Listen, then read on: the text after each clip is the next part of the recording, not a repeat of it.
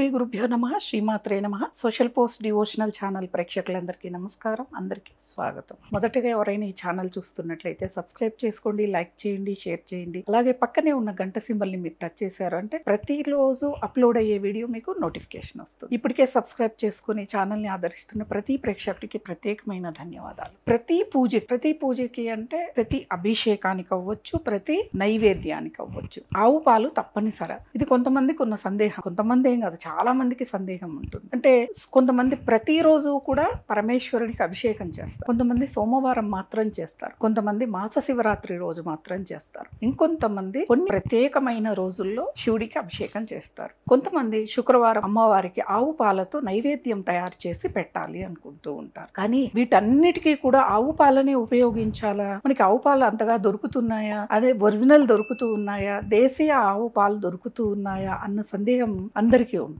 అసలు ఏ పాలు దొరికినా కూడా అసలు ఒరిజినల్ పాలు కూడా తెలియని రోజుల్లో మనం బతుకుతూ ఉన్నాం. పాలని అంటే ఒక పశువు నుంచి, బర్రె నుంచి అవ్వచ్చు, ఆవు నుంచి అవ్వచ్చు, వచ్చే పాల కంటే కల్తీ పాలంటే స్వయంగా పాలని తయారు చేస్తూ ఉన్నారు. పాల పొడి నుంచి ఎలా వస్తున్నాయో ఆ పాలు తెలియదు, కానీ అందరికీ అనారోగ్య సమస్యలు తెచ్చిపెడుతూ ఉన్నాయి. ఇటువంటి సమయంలో మనం ఆవు పాలే దొరకాలి అని అంటే ఆవులు ఎక్కడైనా ఉంటాయి కదా, కొంతమంది ఆవుల్ని పెంచుతూ ఉంటారు. వాళ్ళు కొంతమందికి అలా ప్రతిరోజు లేకపోతే కొన్ని విశిష్టమైన రోజుల్లోనూ ఆవు పాలు కావాలి అని మనం చెబితే వాళ్ళు కొంతమంది పోస్తారు. అవి కూడా దేశీ ఆవులు ఉన్నాయని మాత్రం నేను అనుకోవట్లేదు. ఎందుకంటే మొత్తము కూడా ఇంజెక్షన్స్ ద్వారా హార్మోన్స్ ఉత్పత్తి చేసి సంతాన ఉత్పత్తిని చేస్తూ ఉన్నారు. వాటిని దేశీయ ఆవులు అన్నారు. సంపర్కం ద్వారా జన్మించేదే దేశీయ అని అంటారు అనమాట. మనకు అలాంటి పరిస్థితులు దొరకదు కాబట్టి సరే ఏదో ఒకటి భగవంతుడికి భక్తితో మనం సమర్పించేదే కావాలి అంటే మనం బర్రెపాలు దొరికినా సరే అసలు ఏమీ వద్దబ్బా, ఇన్ని కల్తీలు ఉన్నాయి కదా,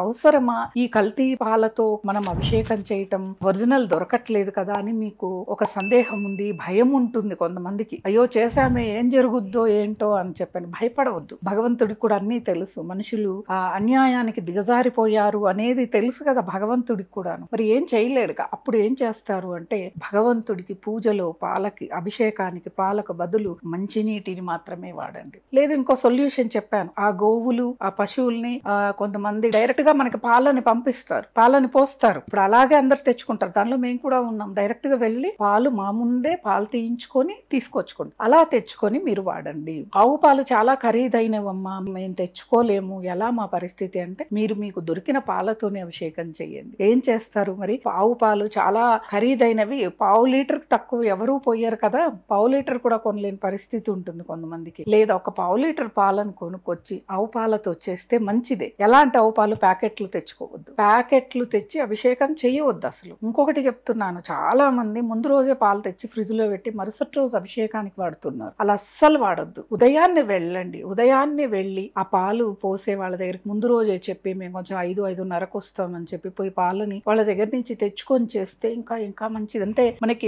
డైరెక్ట్ గా ఆవుల దగ్గర నుంచి పాలు భగవంతుడి దగ్గరికి రావటం అన్నమాట. ఇది ఒక రోజు నిద్ర చెయ్యదు, డైరెక్ట్ గా వస్తాయి. మన ముందే మనం పాలు పితికించుకొని తెచ్చుకోవటం. అసలు మనం కల్తీ ప్రపంచంలో జీవిస్తూ ఉన్నాం. ఒకసారి మొన్న ఈ మధ్య కాలంలో ఒక ఆధ్యాత్మికరాలు ఒక విషయం చెప్పారు. వరల్డ్ హెల్త్ మెడికల్ ఒక కాన్ఫరెన్స్ జరిగితే అక్కడ మన ఇండియా నుంచి కూడా వైద్యులు వెళ్ళారు, సైంటిస్టులు వెళ్ళారు. వెళితే అక్కడ మిగతా దేశస్తులందరూ కూడా భారతదేశం యొక్క స్థితిగతులని గుర్తుకు తెచ్చుకొని బాధపడి కొంతమంది కన్నీళ్లు పెట్టుకున్నారంటే మనం ఎంత అధ్వాన్న స్థితికి వెళ్ళామో ఒకసారి గమనించండి. అంటే కల్తీ ఎక్కువ భారతదేశంలో, ఎక్కువగా కల్తీ అనారోగ్యం పాలు చేసే ఆహారం దొరికేది కూడా ఒక్క భారతదేశమే అని చెప్పి ఆ కాన్ఫరెన్స్ లో తెలిసింది. ముందు అంటే యువత అనారోగ్యం పాలవుతుంది ఈ విధంగా ఫుడ్ అనేది రావటం వల్ల, చెప్పుకుంటూ పోతే చాలా ఉన్నాయి అనేది అని చెప్పారు. కాబట్టి వాళ్ళు బాధపడ్డారు. అంటే అంత అధ్వాన్న స్థితిలో మనం ఉన్నాం. కాబట్టి జాగ్రత్తలు వహిస్తూ భగవంతుడి దగ్గర పూజలో పాలకు కానీ